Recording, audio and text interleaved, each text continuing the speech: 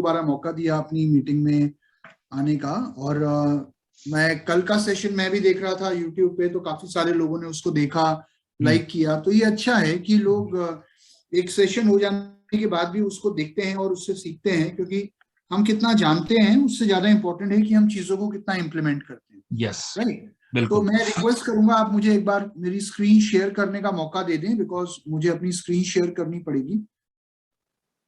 You have to make me को host in the session. बना दिया sir. Okay, thank you. 1 second sir. Right, just a second.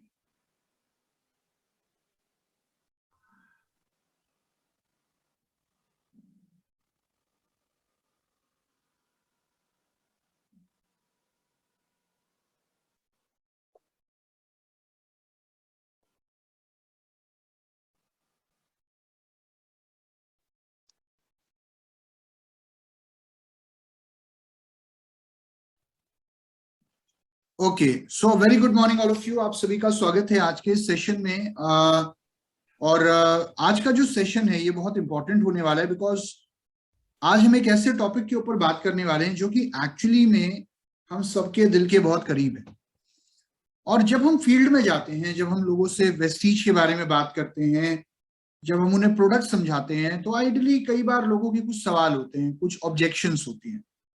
और I know आपके सामने भी ऑब्जेक्शंस आती होंगी, लेकिन जब भी हमारे सामने ऑब्जेक्शंस आती हैं, हमें से बहुत सारे लोग ना हमें लगता है रेड अलर्ट हो गया है, लाल बत्ती जल जाती है हमारे दिमाग की। हमें लगता है यार ये तो डेंजर है, डेंजर जोन है। ऑब्जेक्शन की तरफ कोई जाना नहीं चाहता। इनफैक्ट कोई भी व्यक्ति ऑब्जेक्शन फेस नहीं करना चाहता,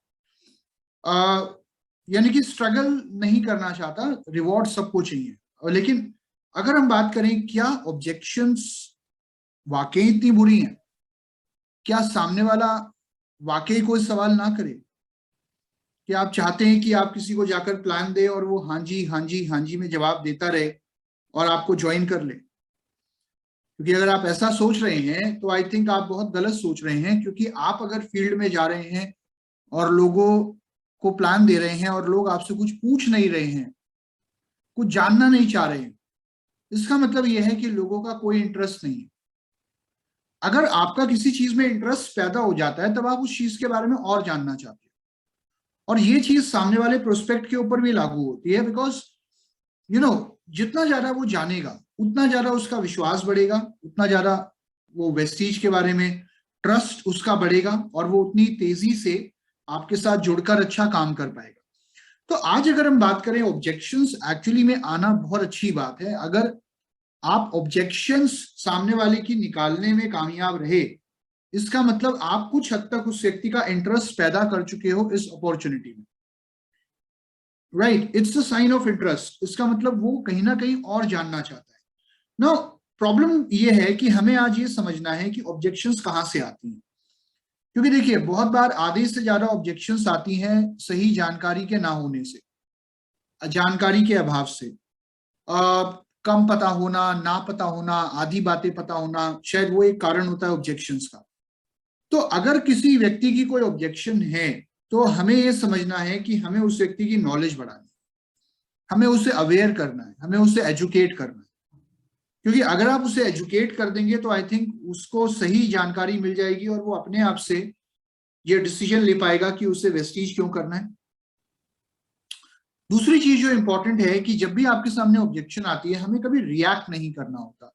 रिएक्ट करने का मतलब कि कई बार किसी ने कोई सवाल करा तो हम आवेश में, जोश में, गुस्से में आ जाते हैं। हम कहते हैं अरे सर आपको क्या पता है, अभी आप तो कुछ जानते ही नहीं, मेरी बात सुनो।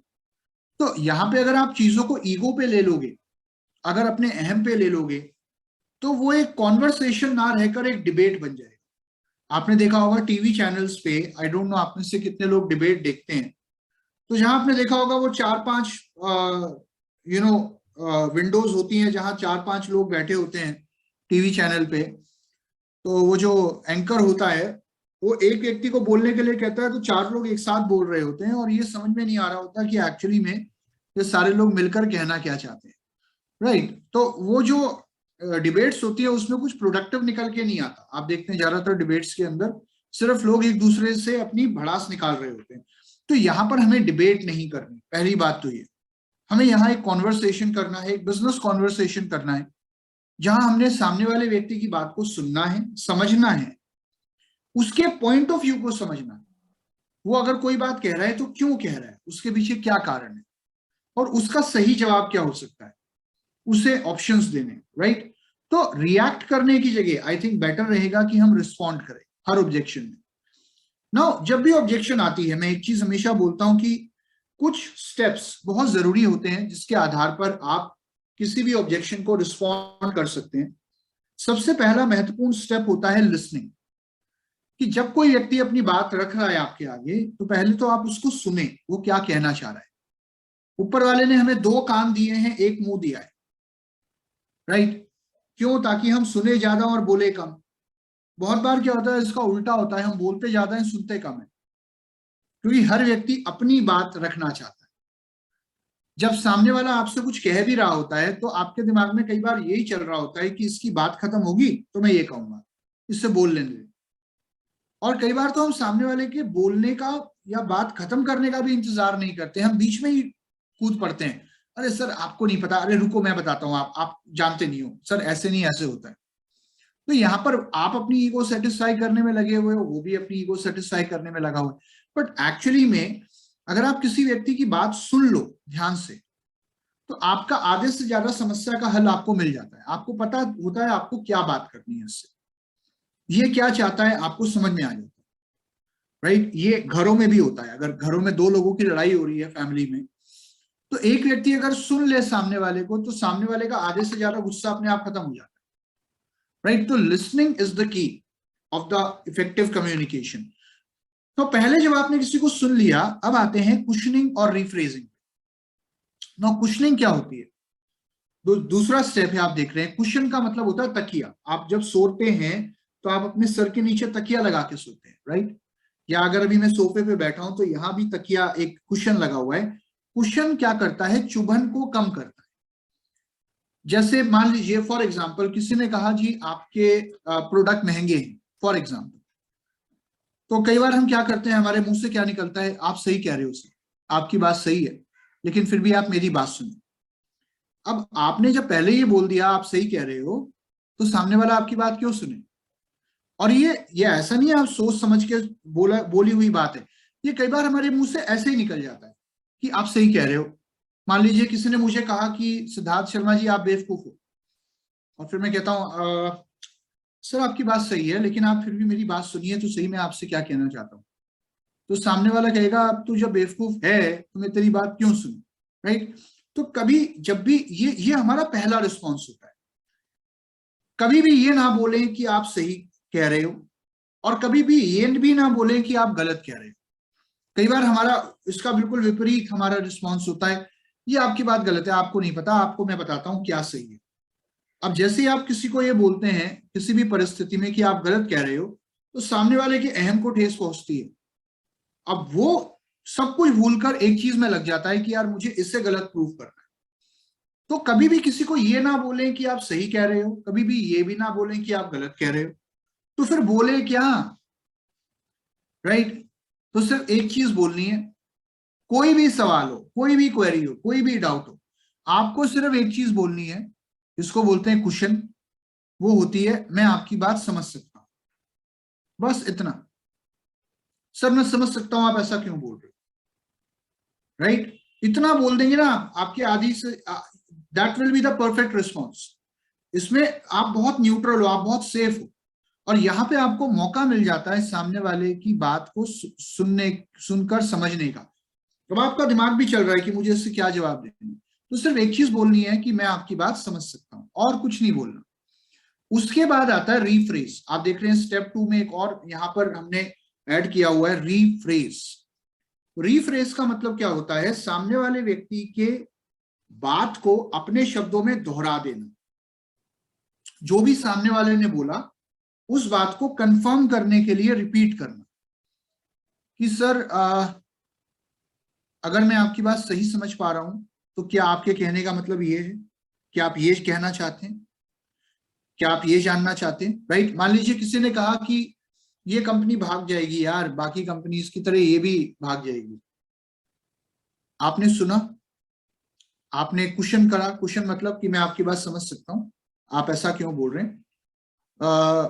तो क्या आप ये कहना चाहते हैं कि वेस्टीज बाकी कंपनीज की तरह है और ये एक स्टेबल कंपनी है या नहीं, क्या आप ये जानना चाहते हैं? Is this what you want to know, ये कितनी स्टेबल है? राइट, यहां पे आप क्या कर रहे हो, रीफ्रेस का मतलब जो सामने वाले ने कहा उसे अपने शब्दों में दोहराकर कंफर्म कर लेना कि एक्चुअली वो जानना क्या चाहता है, वो कहना क्या चाहता है। क्योंकि देखिए बहुत बार क्या होता है, हम सामने वाले से कंफर्म करे बगैर अपना जवाब देना शुरू कर देते हैं। अब इसमें क्या होता है, सामने वाला हो सकता है आपको बोले यार नहीं मैं ये नहीं बोल रहा था, मैं तो कुछ और कह रहा था, मैं तो कुछ और जानना चाहता था। राइट, ऐसा होता है बहुत बार। तो आपको बिल्कुल क्लैरिटी मिल जाएगी कि ये क्या जानना चाहता है। राइट, रीफ्रेस करना बहुत जरूरी है। अब आते हैं तीसरे स्टेप पे। तीसरा स्टेप होता है piling the onion. Piling the onion, जैसे आपने प्याज अपने घरों में, आप देखते हैं सबके घर में प्याज हम इस्तेमाल करते हैं, तो प्याज की ना परतें जब आप उतारते जाते हैं, जैसे जैसे आप प्याज की परतें उतारते हैं आप और गहराई तक पहुंचते जाते हैं, प्याज की परतें होती हैं।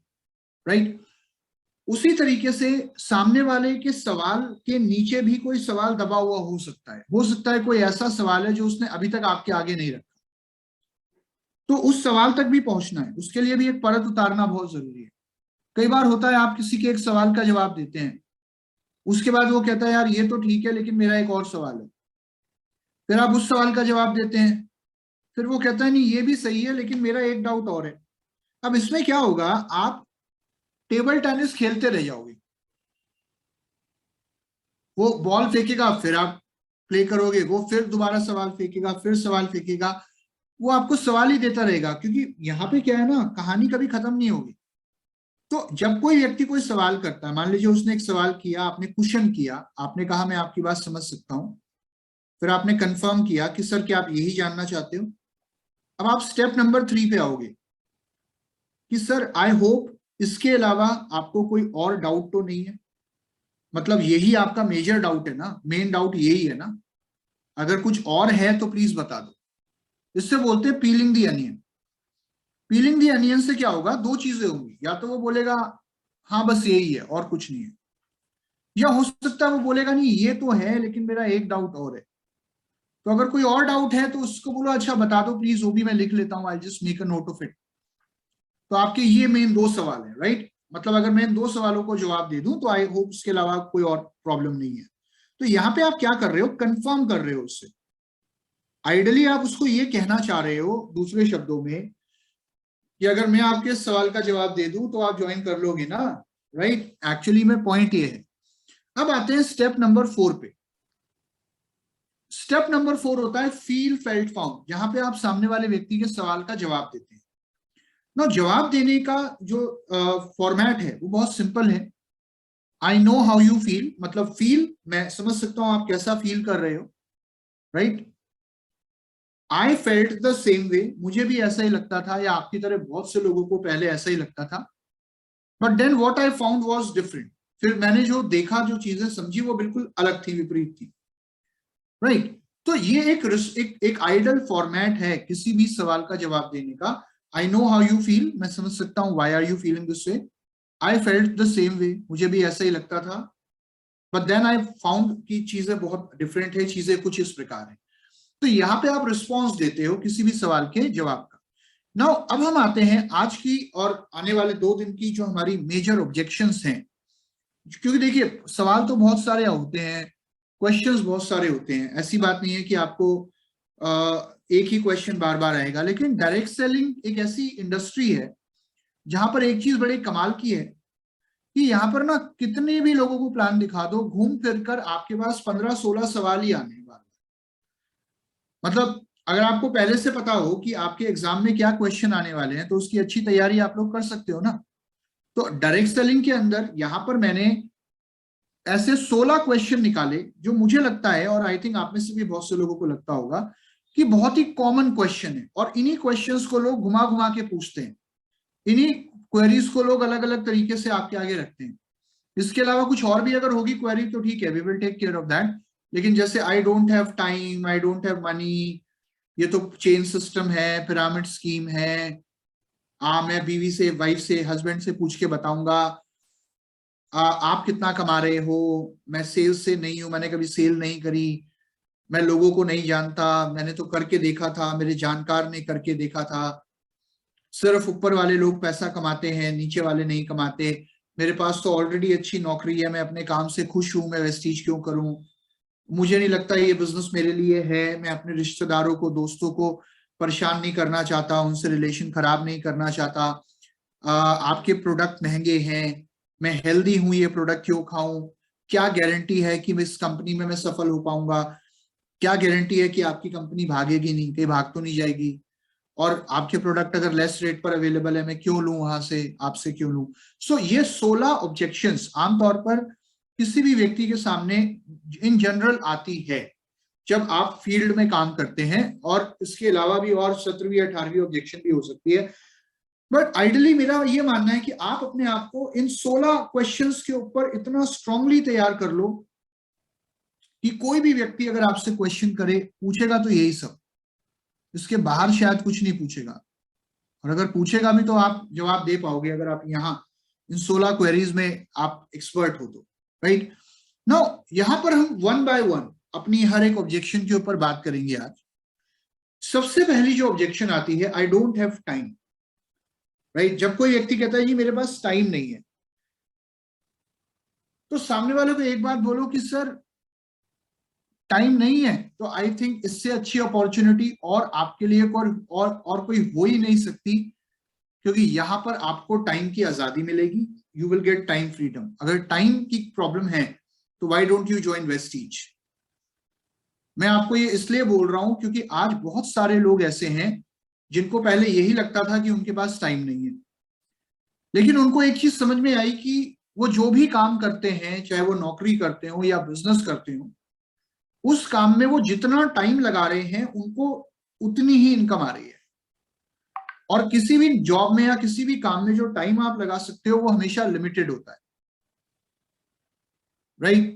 नौकरी में या नॉर्मली किसी भी काम में आप जब तक काम कर रहे हो आपको तभी तक इनकम आ रही है, और पूरा टाइम लगा लेने के बाद भी, फुल टाइम अपनी जॉब को करने के बाद भी, या जो काम आप ऑलरेडी कर रहे हो उसको करने के बाद भी, आमतौर पर ये देखा जाता है कि बहुत सारे लोगों के ड्रीम्स पूरे नहीं हो रहे होते, इनफैक्ट कई बार तो एक सिक्योर इनकम भी नहीं होती। आज अगर हम बात करें क्यों वेस्टीज को करना चाहिए, सर क्योंकि इस बिजनेस के अंदर मैं ऐसे बहुत सारे लोगों को जानता हूं, इनफैक्ट 70 to 80% लोग ऐसे हैं जो ऑलरेडी बहुत बिजी होते हुए भी वेस्टीज के बिजनेस को बिल्ड कर रहे हैं पार्ट टाइम में। मैं आपको ऐसे कई लोगों का उदाहरण दे सकता हूं जो आज फुल टाइम जॉब कर रहे हैं और उन्होंने पार्ट टाइम वेस्टीज के बिजनेस को बिल्ड किया है। इनफैक्ट मैं भी उनमें से एक हूं। मैं आपको एक उदाहरण देता हूं एक व्यक्ति का जिनका नाम है संत कुमार पांडे। वो वेस्टीज को करने से पहले एक जॉब करते थे एज ए सिक्योरिटी गार्ड। लगभग 12 घंटे की नौकरी हुआ करती थी उनकी, और वो नौकरी उन्होंने लगभग 3 साल करी। उस 3 साल की नौकरी के अंदर उस नौकरी को करते हुए उन्होंने वेस्टीज को शुरू किया था, और आज वो फुल टाइम वेस्टीज कर रहे हैं और महीने का 1.5 से 2 लाख रुपए ऑन एन एवरेज वेस्टीज से कमा रहे हैं। आप एक चीज समझो कि ट्रेडिशनल बिजनेस के अंदर आप जितना ज्यादा पैसा कमाएंगे आप उतने ज्यादा बिजी होते जाएंगे, लेकिन वेस्टीज बिजनेस के अंदर आप जितना ज्यादा पैसा कमाते जाएंगे आप उतने ज्यादा फ्री होते जाएंगे, टाइम के साथ आप इंडिपेंडेंट होते जाएंगे। और अगर आपको लगता है टाइम एक प्रॉब्लम है, तो आई थिंक सबसे बड़ी ब्यूटी इस बिजनेस की क्या है कि यहाँ पर टाइम की कोई बाउंडेशन नहीं है। यहाँ पे आपको 8 घंटे, 9 घंटे, 6 घंटे, 5 घंटे काम नहीं करना। यहाँ पर आपको अपना समय खुद चुनना है, आपको कब काम करना है। आप सुबह भी काम कर सकते हो, आप शाम को भी काम कर सकते हो। 1 घंटा सुबह दिया, 1 घंटा शाम को दिया, दिन के अगर आपने 2 घंटे भी दे दिए ऑन एन एवरेज, या अगर मैं कहूं कुल मिलाकर पूरे हफ्ते में आपने 13 से 14 घंटे भी अगर आप वेस्टीज में लगा रहे हो और सिस्टम के साथ काम कर रहे हो, तो आने वाले 2 से 3 साल के अंदर वो जॉब या वो काम जो आप कर रहे हो, उस काम से जो इनकम आ रही है उससे कहीं ज्यादा इनकम आपको वेस्टीज से आनी शुरू हो सकती है, अगर आप सिस्टम के अकॉर्डिंग डिटर्मिनेशन और डेडिकेशन के साथ काम कर रहे हैं। मैं सिर्फ एक चीज कहना चाहूंगा कि लोग फुल टाइम नौकरी करने के बाद भी अपनी जरूरतें पूरी कर रहे होते हैं, और पार्ट टाइम वेस्टीज बिल्ड करके लोग अपने सपने पूरे कर रहे होते हैं। तो आई थिंक अगर आप अपनी लाइफ में कुछ बड़ा करना चाहते हैं, तो आई थिंक टाइम होता किसी के पास नहीं है सर, आपको टाइम निकालना पड़ता है, you have to take the time out. और आई थिंक इतना टाइम तो आपके पास जरूर होगा कि आप अपने बच्चों को, अपनी फैमिली को एक बेहतर भविष्य देने की तैयारी कर पाए, और अपने लिए एक सिक्योर इनकम आप आज और आने वाले समय के लिए अपने ड्रीम्स को पूरा करने के लिए एक प्लेटफॉर्म तैयार कर पाए, तो वो टाइम तो आपको निकालना ही चाहिए, राइट। तो this is how you handle this objection. आखिरी में आप क्लोजिंग कर सकते हो कि सर आई होप ये आपको ये समझ में आया होगा, क्योंकि मैं खुद भी टाइम निकाल रहा हूँ और कर रहा हूँ। तो मुझे बताइए सर, अभी आप 100 PV की मल्टीपल कंसिस्टेंसीज के साथ शुरू करना चाहेंगे या 100 PV की सिंगल कंसिस्टेंसी के साथ? तो यहाँ मैं क्लोजिंग पे आ गया, जो कल मैंने आपको क्लोजिंग टेक्निक्स बताई थी। So I try and close directly, right. तो ये एक ऑब्जेक्शन को हैंडल करने का। अब एक चीज आपने नोट करी होगी कि इस ऑब्जेक्शन को जब मैं हैंडल कर रहा था तो मैं कुछ कहानियां सुना रहा था, मैं कुछ सफल लोगों के बारे में बता रहा था, राइट। तो जहां तक हो सके जिस भी ऑब्जेक्शन को आप डील कर रहे हो, उस ऑब्जेक्शन से रिलेटेड जो लोग, मान लीजिए कोई कहता है कि मेरे पास पैसा टाइम नहीं है, तो उससे कुछ ऐसे लोगों के बारे में बताओ जो बहुत व्यस्त होते हुए भी वेस्टीज को कर रहे हैं या वेस्टीज को करके बहुत सफलता हासिल करी है। ऐसे आप देखते हैं बहुत सारी हाउसवाइफ्स हैं, महिलाएं हैं, जिनको अपना परिवार देखना होता है, फैमिली में बच्चों को देखना होता है, उसके बावजूद भी आज वेस्टीज के अंदर बहुत सफल हैं क्योंकि उन्होंने अपने लिए टाइम निकाला। ऐसे बहुत सारे स्टूडेंट्स हैं जो बहुत स्टूडियस थे, पढ़ाई करते करते उन्होंने वेस्टीज को करना शुरू किया, और जब तक उन्होंने अपना कॉलेज खत्म किया, कॉलेज खत्म करने के बाद आज वो फुल टाइम वेस्टीज कर रहे हैं, क्योंकि वेस्टीज में उन्हें इतनी इनकम आ रही है जो शायद किसी जॉब में या किसी और काम में उनको नहीं मिलती। ऐसे कई लोगों का उदाहरण आप दे सकते हैं जिन्होंने जॉब के साथ वेस्टीज को बिल्ड किया, जैसे सुरेश श्रीवास्तव जी। आई थिंक आप में से बहुत से लोग जानते होंगे, वो भोपाल के हमारे लीडर हैं, और भोपाल में वो लगभग 35 साल उन्होंने गवर्नमेंट जॉब करी। 35 साल की नौकरी में जब वो रिटायर हुए तो 1 लाख रुपए की इनकम पे रिटायर हुए, और अपनी जॉब के साथ उन्होंने वेस्टीज को बिल्ड कर लिया था। तो जब वो रिटायर हुए उस समय जॉब से उन्हें 1 लाख रुपए आता था और वेस्टीज से उन्हें 14 लाख रुपए आता था। आप सोच के देखो कि अगर उन्होंने वेस्टीज नहीं ज्वाइन की होती, पार्ट टाइम में बिल्ड नहीं किया होता, तो शायद वो 14-15 लाख रुपए महीना जो उस समय उनको आ रहा था, और आज तो ऑब्वियसली उससे ज्यादा ही आ रहा है, वो शायद नहीं आ रहा होता। रिटायर होते होते उन्होंने, अपनी जॉब से रिटायर होते होते उन्होंने वेस्टीज से BMW अचीव कर ली थी। आज के डेट में उनके पास जैगुआर गाड़ी भी है। सो ये सोचने वाली बात है दोस्त कि आपको क्यों वेस्टीज में टाइम देना चाहिए, and I think that is worth a try. तो this is how you handle the first objection, right. अब हम बात करते हैं दूसरी ऑब्जेक्शन की, जो आमतौर पे लोगों के सामने जनरली आती है कि आई डोंट हैव मनी, कि मेरे पास पैसा नहीं है।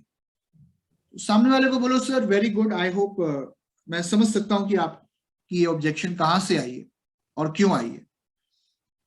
और जहां तक मुझे लगता है कि आपकी तरह हर व्यक्ति यही सोचता है कि मेरे पास पैसा नहीं है, क्योंकि जब भी बिजनेस की बात आती है, जब भी ये बात आती है कि हमें कोई बिजनेस करना है, तो लोगों को यही लगता है कि यार अगर बिजनेस करना है तो उसमें पैसा तो लगाना ही पड़ेगा।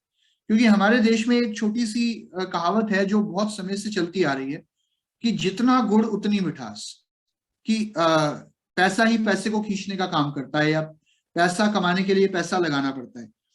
बट आई थिंक जहां तक मेरा मानना है कि ये एकमात्र ऐसा प्लेटफॉर्म है जहां पर इस एक मिथ, इस एक चीज को पूरी तरीके से झुटला दिया गया है। क्योंकि अगर आपको लगता है पैसा एक बहुत बड़ी प्रॉब्लम है, तो वेस्टीज से अच्छी अपॉर्चुनिटी और कोई हो ही नहीं सकती आपके लिए, क्योंकि इस बिजनेस को करने के लिए आपको कोई पैसा लगाने की जरूरत ही नहीं है।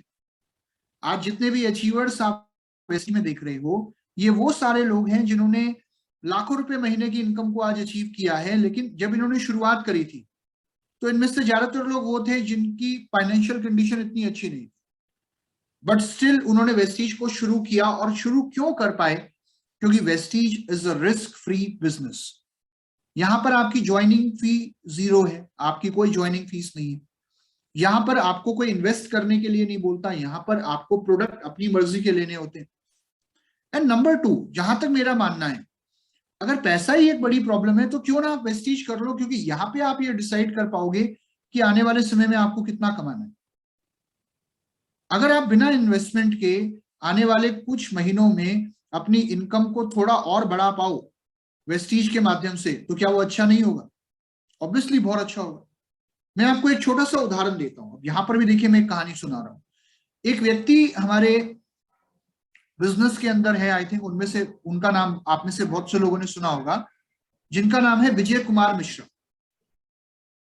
विजय कुमार मिश्रा जी जब वेस्टीज में आए थे तो उनकी फाइनेंशियल कंडीशन बहुत खराब थी, क्योंकि उनका एक केमिकल्स का बिजनेस था और वो केमिकल्स का बिजनेस वो अपने पार्टनर के साथ रन कर रहे थे, और वो जो बिजनेस था उसमें उनको काफी नुकसान उठाना पड़ा, तो काफी मुश्किल हो गई उनके लिए बिजनेस को रन करना और बिजनेस को बंद करना पड़ा। तो जब वो वेस्टीज में आए तो उनकी फाइनेंशियल कंडीशन काफी खराब थी, तो उनके लिए बड़ा मुश्किल होता था शुरू में अपने नेटवर्क से मिलके आना, क्योंकि वो कानपुर में रहते थे और उनका जो नेटवर्क था वो लखनऊ में था। तो कानपुर से लखनऊ जाना, मीटिंग करके वापस आना, ये मैं आपको 2004-2005 के आसपास की बात बता रहा हूँ। उस टाइम पर 100 रुपए लगते थे कि आपके पास जेब में 100 रुपए होने चाहिए और आप कानपुर से लखनऊ जा सकते हो, मीटिंग करके वापस आ सकते हो। तो इनकी टीम इनको बुलाती थी लखनऊ से कि सर आप कब आओगे, आपको हमें आपको कुछ लोगों से मिलवाना है, आपकी मीटिंग करवानी है। तो ये क्या करते थे, ये हर बार बहाना बना देते थे कि यार अभी ना मैं यहाँ बहुत बिजी हूँ, यहाँ पे कुछ लोग हैं जिनके साथ मेरे को अभी मीटिंग करनी है, मैं आपसे बाद में मिलने आऊंगा। हालांकि बहाना किस लिए बनता था, क्योंकि इनकी जेब में 100 रुपए नहीं होते थे और फाइनेंशियल कंडीशन अच्छी नहीं थी। और ये वो दौर है जब हमारे पास सिर्फ 2 प्रोडक्ट हुआ करते थे। हेल्थ केयर में हमारे पास सिर्फ 2 प्रोडक्ट थे, एक था स्पायरुलिना, दूसरा था ग्लूकोसामाइन। और पर्सनल केयर में लगभग 7 या 8 प्रोडक्ट हुआ करते थे। तो उस टाइम पर भी कंपनी एक बेनिफिट देती थी जिसको हम बोलते हैं रिटेल प्रॉफिट। तो रिटेल प्रॉफिट उस टाइम पर कंपनी देती थी, जो आज भी देती है। तो इनको क्या समझ में आया, इन्होंने कहा क्यों ना मैं इस एक रिटेल प्रॉफिट का फायदा उठाऊं और अपने बिजनेस को बिल्ड करूं। तो जब भी इनकी लखनऊ वाली टीम फोन करती थी, बोलते थे सर आप मीटिंग करने आ जाओ, तो ये अपनी टीम को बोलते थे यार थोड़ा सा टाइम दो, एक बार मुझे देख लेने दो यहाँ पर क्या शेड्यूल है, और मैं तुम्हें थोड़ी देर में फोन करता हूं। ये क्या करते थे, ये अपनी प्रोडक्ट की बॉटल्स उठाते थे, जो दिन के इनको प्लान देने होते थे, जितने भी लोगों से जाकर 1-2 लोगों से मिलते थे, उन्हें प्रोडक्ट समझाते थे और 1-2 प्रोडक्ट की बॉटल्स रिटेल करते थे। जैसे ये प्रोडक्ट रिटेल करते थे, 1 या 2 बॉटल्स, इनके पास लगभग 100 रुपए के आसपास रिटेल प्रॉफिट आ जाता था। और जैसे ही वो आता था, ये अपने डाउनलाइन को फोन करके बोलते थे कि अरे सुनो, मैंने तुम्हारे लिए कानपुर की सारी मीटिंग्स कैंसिल कर दी है, मैं सीधा लखनऊ आ रहा हूँ। हालांकि कानपुर में कोई मीटिंग नहीं होती थी, बट एक्चुअली पॉइंट ये था कि इनके पास पैसों का इंतजाम हो जाता था। और मैं आपको बताऊं कि इसका रिजल्ट क्या हुआ, कि विजय कुमार मिश्रा जी वेस्टीज के वो पहले व्यक्ति बने जिनका 1 लाख रुपए का चेक, 1 लाख रुपए का पे आउट वेस्टीज में था।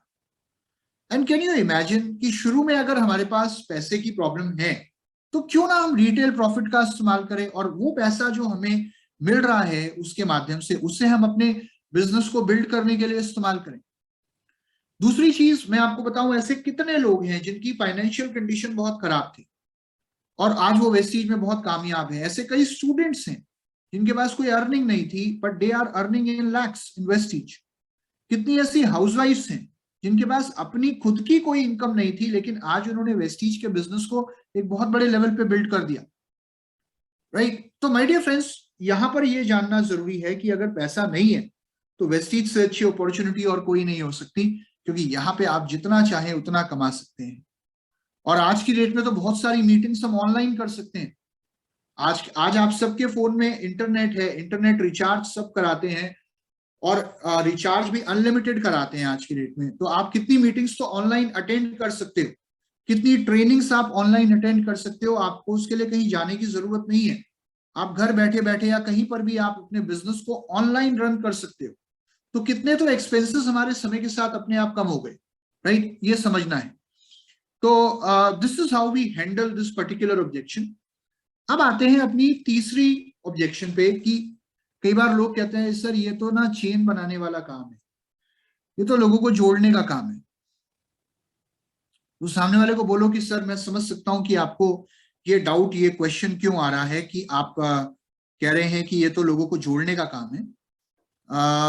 हालांकि मुझे भी पहले यही लगता था कि ये लोगों को जोड़ने का काम है, लेकिन समय के साथ मेरी जो सोच है वो बदली इस बिजनेस को लेकर, और आज मुझे समझ में आ गया कि एक्चुअली में ये जोड़ने का काम नहीं है, ये लोगों को मोड़ने का काम है। इनफैक्ट आप अगर हम बात करें कि चेन की, फॉर एग्जाम्पल चेन क्या है, इस दुनिया में आपका और मेरा जन्म कैसे हुआ, हम इस दुनिया में कैसे आए, हम चेन के माध्यम से ही आए।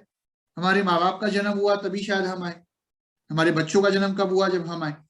तो दुनिया के अंदर अगर हम बात करें चेन, तो चेन तो सर हर कंपनी बना रही है। आप शायद इस चीज पे आपने अगर ध्यान ना दिया हो, तो परचून की दुकान से अगर आप कोई सामान लेकर आते हैं, तो परचून की दुकान पे जो सामान उस दुकान तक पहुंचा जो आप खरीद कर लाए, वो सामान भी एक चेन के माध्यम से वहां तक आया है। वहां पर बहुत सारे लोग जुड़े हुए हैं, एक मैन्युफैक्चरर है, एक मार्केटिंग एजेंसी है, एक सीएनएफ एजेंट है, एक बल्क होलसेलर है, एक होलसेलर है, फिर रिटेलर है, फिर कंज्यूमर है। कितने लोग उस चेन से जुड़े हुए हैं।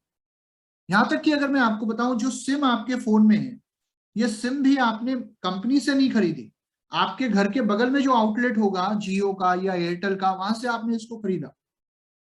दुनिया में कोई भी कंपनी ऐसी नहीं है जो चेन नहीं बनाती, दुनिया में कोई भी ऐसा व्यक्ति नहीं है जो बिना चेन बनाए या बिना नेटवर्क बनाए कामयाब हुआ हो। आप मुझे कोई एक कंपनी बता दो जो चेन ना बनाई, जिसने चेन ना बनाई।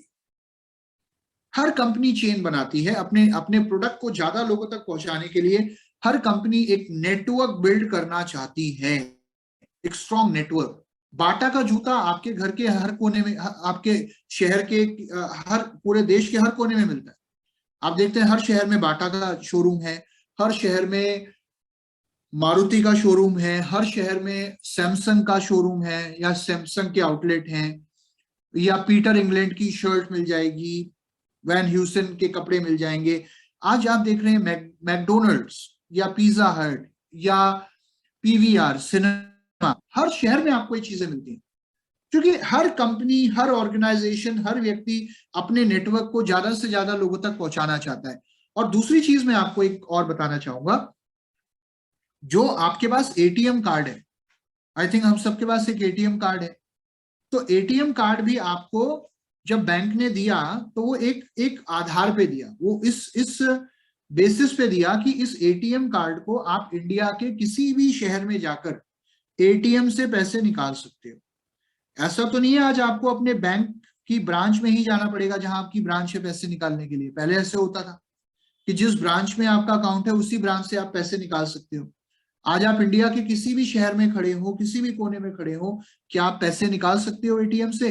यस, क्योंकि इतना स्ट्रॉन्ग नेटवर्क है, सोचने वाली बात है। अब जब सब नेटवर्क बना रहे हैं और हम भी नेटवर्क बना रहे हैं, तो बाकियों में और हम में क्या अंतर है? हमारी जो इंडस्ट्री है ये डायरेक्ट सेलिंग है। डायरेक्ट सेलिंग मतलब डायरेक्टली कंज्यूमर को एम्पावर करना, कंज्यूमर तक पहुंचना। इतने सारे बीच में जो बिचौलिए होते हैं, जो मार्जिन, जो प्रॉफिट, जो इनकम उन बिचौलियों में बटनी थी, वो उन सब में ना बटकर सीधा एक कंज्यूमर तक पहुंचती है, और वो कंज्यूमर एक दूसरे कंज्यूमर को एम्पावर करता है। It is a business of consumer empowerment. मैं आपको एक छोटा सा उदाहरण देता हूं। आप देखिए, आप में से बहुत से लोग सीरियल देखते होंगे, टीवी में आप सीरियल देखते हो या कोई मूवी देखते हो, तो आपने एक चीज नोट करी होगी कि हर सीरियल में 15 मिनट का सीरियल होता है और 15 मिनट के एडवर्टाइजमेंट होते हैं कि नहीं? आज की डेट में अगर आप यूट्यूब पर भी कोई वीडियो देख रहे हो, अगर आप यूट्यूब पर भी कोई वीडियो देख रहे हो, तो उस वीडियो में पहले ऐड होते हैं। बहुत से ऐड ऐसे होते हैं जो आप स्किप नहीं कर सकते, बहुत से ऐड स्किपेबल होते हैं, बहुत से ऐड स्किपेबल नहीं होते। तो वो ऐड आपको पूरा देखना पड़ेगा, तब जाकर आप वो यूट्यूब की वीडियो देख पाओगे। ऐसा होता है ना? क्यों होता है ऐसा? क्योंकि हर कंपनी अपने प्रोडक्ट लोगों तक, कंज्यूमर तक किसी ना किसी माध्यम से पहुंचाना चाहती है, और हर कंपनी कंज्यूमर की जेब से पैसा निकालना चाहती है। तो अभी तक तो आप कंज्यूमर अभी भी थे और आज भी हो और हमेशा रहोगे, लेकिन कंज्यूमर होने का बेनिफिट कभी आपको नहीं मिला। और वो बेनिफिट अगर किसी इंडस्ट्री के अंदर मिलता है तो सिर्फ एक इंडस्ट्री है, और वो है डायरेक्ट सेलिंग, राइट? तो ये इंपॉर्टेंट है समझना, लोगों को समझाना कि चेन सिस्टम क्या है। ये इसमें और बाकी कंपनी इंडस्ट्रीज में क्या अंतर है? बाकी इंडस्ट्रीज भी चेन बनाती है, डायरेक्ट सेलिंग भी चेन बनाती है, लेकिन बाकी इंडस्ट्रीज में कंज्यूमर आखिरी मुहाने पे खड़ा है और डायरेक्ट सेलिंग में कंज्यूमर पहले पायदान पे खड़ा है, right? So it's a business of consumer empowerment. और आई थिंक अगर आपको अपनी शॉप चेंज करके या अगर अपनी हेल्थ को अच्छा करके अगर आपको अपने घर में इनकम आती हुई नजर आती है तो आई थिंक उससे बेटर और कुछ नहीं हो सकता सर। तो मुझे बताइए, अभी आप हेल्थ केयर में से चूज करना चाहेंगे या पर्सनल केयर में से? So this is how you close this objection, right? Now fourth जो ऑब्जेक्शन आती है कि मुझे अपनी वाइफ से पूछना पड़ेगा, मुझे अपने हस्बैंड से पूछना पड़ेगा, मैं पूछ के बताऊंगी, व्हाटएवर जो भी ऑब्जेक्शन आती है, राइट? ना यहां पर एक चीज समझनी है कि सामने वाले को बोलो, जब भी कोई कहता मैं पूछ के बताऊंगा तो उसको बोलो sir very good, well and good, it's very good कि आपने ये पॉइंट रखा। इनफैक्ट ये बड़ा अच्छा पॉइंट है कि आप पूछ के बताना चाहते हैं। इसका मतलब ये है कि आप ये डिसीजन बहुत सोच समझ कर लेना चाहते हैं। इनफैक्ट लाइफ में कोई भी महत्वपूर्ण डिसीजन अगर कोई व्यक्ति लेता है तो उसे वो डिसीजन अपनी फैमिली को साथ में लेकर करना चाहिए। मैंने भी जब ये बिजनेस शुरू किया था तो मैंने भी अपनी वाइफ से बात करी थी, उन्हें ये पूरा कॉन्सेप्ट समझाया था और फिर आज हम दोनों हस्बैंड वाइफ मिलकर ये इस अपॉर्चुनिटी को बिल्ड कर रहे हैं। तो आप मुझे बता सकते हैं फिर मैं आपसे और भाभी जी से इकट्ठा एक साथ कब मिल सकता हूं? तो इसमें सामने वाला कहेगा तुम क्यों मिलोगे यार, मैं खुद ही समझा दूंगा ना, मैं तुम्हें पूछ के बता दूंगा, राइट? नाउ यहां पर अब आपका पॉइंट क्या होना चाहिए? आप उस व्यक्ति को बोलो कि सर देखिए, आप अगर समझा रहे होंगे ना तो हो सकता है कि आप बहुत सारी चीजें आप क्लियर नहीं कर पाएंगे क्योंकि अभी ये कॉन्सेप्ट आपके लिए भी बहुत नया है।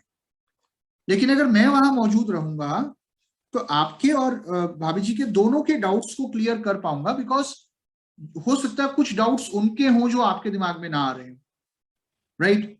और अगर उन्हें क्लैरिटी मिल जाती है और आप दोनों को एक साथ क्लैरिटी मिल जाती है तो आई थिंक आप दोनों मिलकर ये डिसीजन अपने लिए ले पाओगे कि इस बिजनेस को करना आपके लिए कितना अच्छा रहेगा।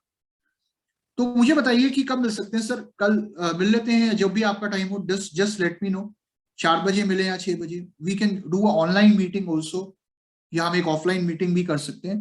तो यहाँ पर जिस भी व्यक्ति से वो कह रहा है कि मैं पूछ के बताऊंगा, उस व्यक्ति को इन्वॉल्व करें, right? Involve the decision maker.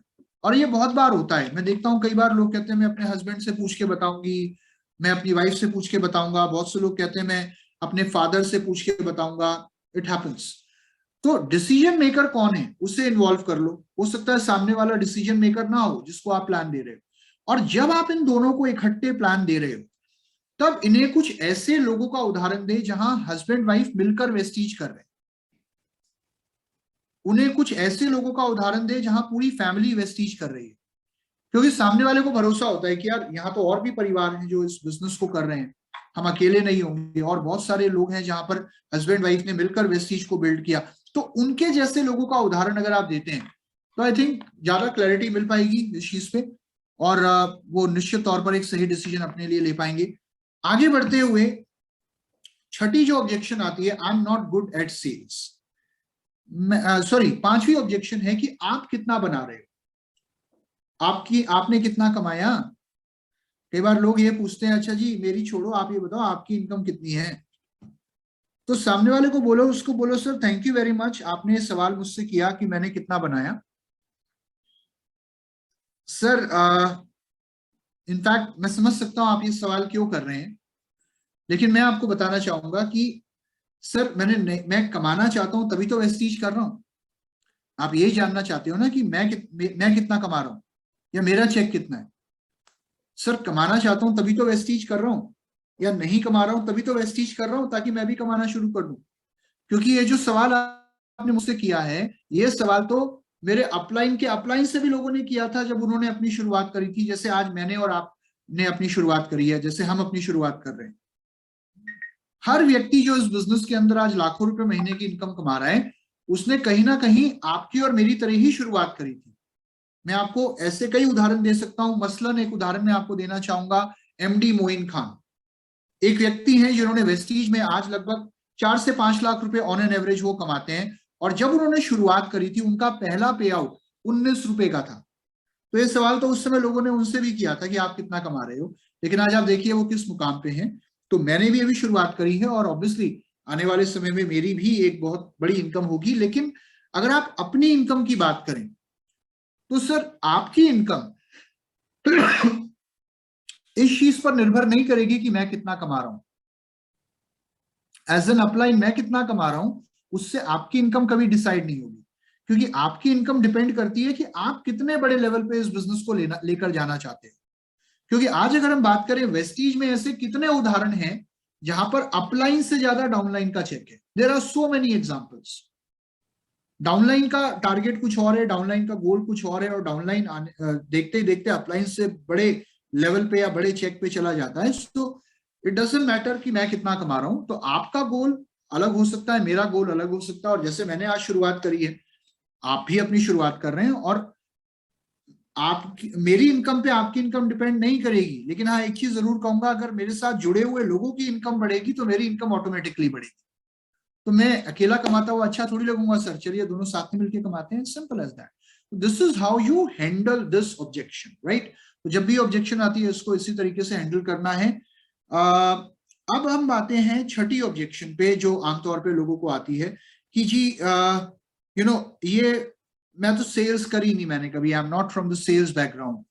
कई बार लोग कहते हैं अरे मैंने तो कभी सेल नहीं करी। तो जब भी ऑब्जेक्शन आती है आप लोगों को बोलो कि सर मैं समझ सकता हूं कि आप ऐसा क्यों बोल रहे हैं। इनफैक्ट मैं आपको बताना चाहूंगा मैं खुद सेल्स से नहीं हूं, राइट। और ज्यादातर लोग इस बिजनेस के अंदर जो आज जुड़े हुए हैं इस बिजनेस के अंदर, वो लोग खुद 95% से ज्यादा लोग इस बिजनेस में ऐसे हैं जो सेल्स बैकग्राउंड से नहीं है और फिर भी वो कामयाब है। तो ये जो छठी ऑब्जेक्शन है, अभी यहाँ पर मैं सस्पेंस क्रिएट कर रहा हूं, मैं इसको कवर नहीं कर रहा हूं क्योंकि आई थिंक आज के लिए इतना बहुत है।